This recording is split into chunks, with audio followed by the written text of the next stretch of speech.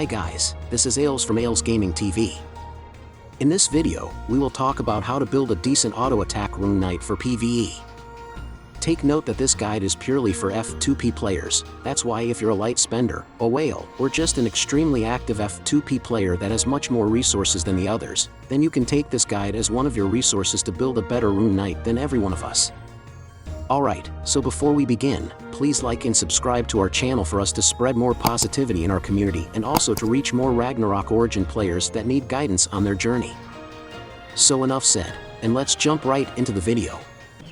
Rune Knight is currently one of the best classes right now since it can provide decent DPS while also providing a little bit of support for the team by using runes.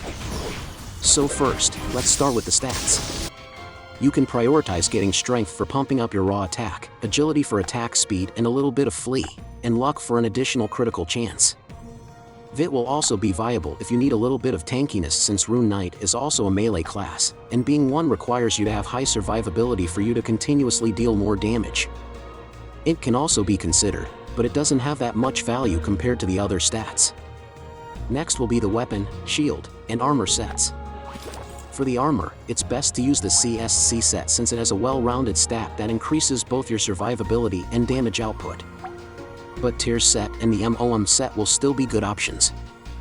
You can also use Rider's set if you lack attack speed and Guidance set if you really need to increase your survivability, mostly in PvP or on the higher floors of Temple of Nightmare.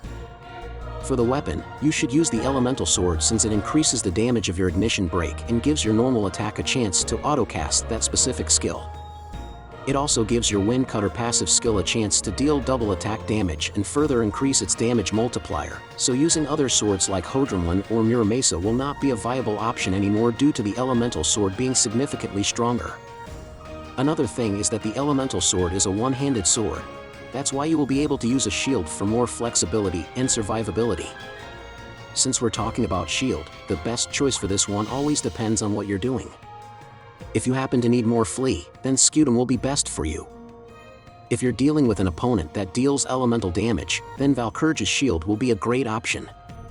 If you need more crit resist and neutral damage negation, then Cracked Buckler will be a good choice.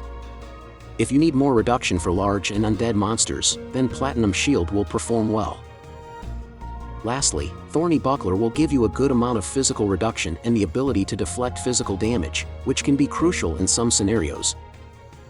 So the choice of your shield will depend on what scenario you're in.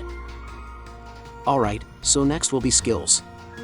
For the first job skills, you should get level 10 Bash, level 5 Magnum Break, level 5 Fatal Blow, level 5 Provoke, level 10 Sword Mastery, and level 10 Increase Recovery.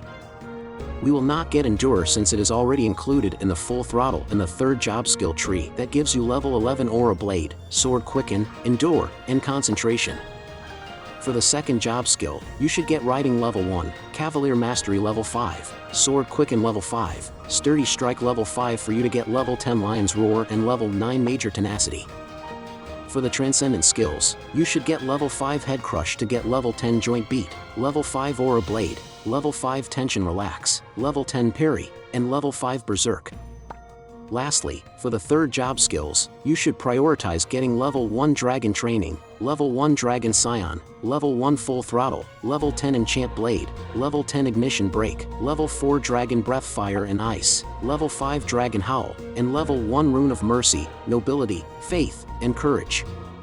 Take note that those runes are important, especially the Rune of Courage, since it gives your whole team an additional physical and magical attack. Alright, so next will be cards. For the weapon, it's best to use size, racial, or elemental cards since they really give a huge boost compared to other cards when it comes to DPS. For the armor, you can use an elemental armor converter card for more survivability. For the shoes, garments, and headwear, I suggest you use any card that gives agility, crit, and strength.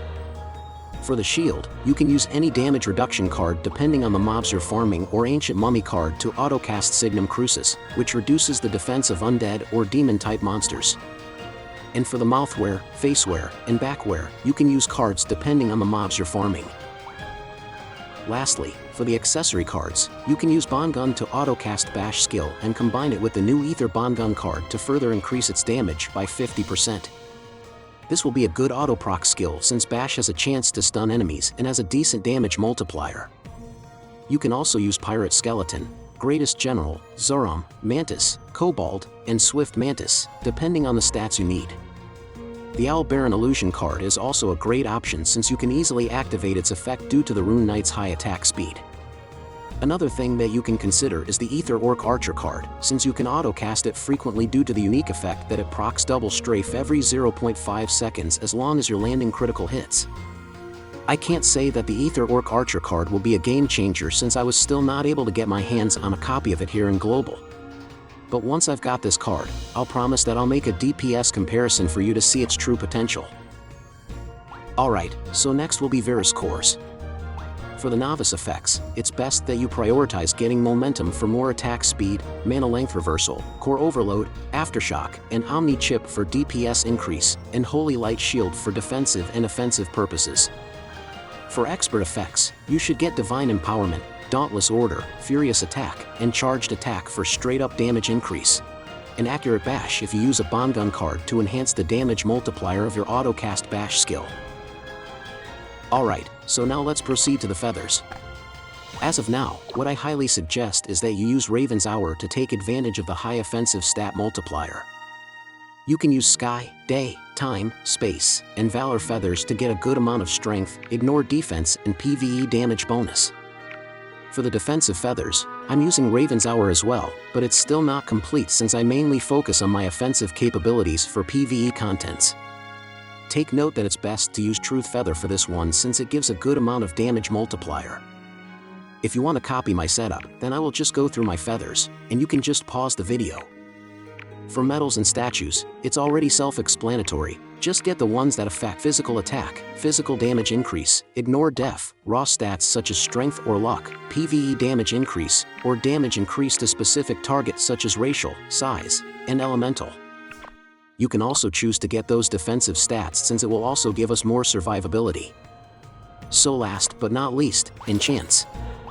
For the enchantment, I suggest you prioritize getting superior attack, PVE technique, melee boon, or superior crit. These are the enchantments that will give you a huge boost when it comes to your damage output, so don't forget to focus on this one. By the way, Nebula Path and Nexus Engine are not included in this guide since for me it is a good place for us to personalize our own builds.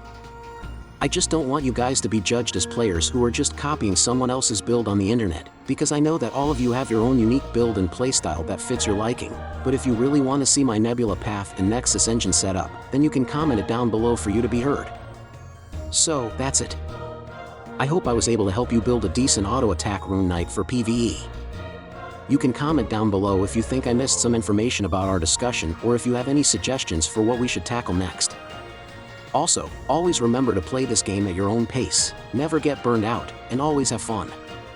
Till next time. Peace.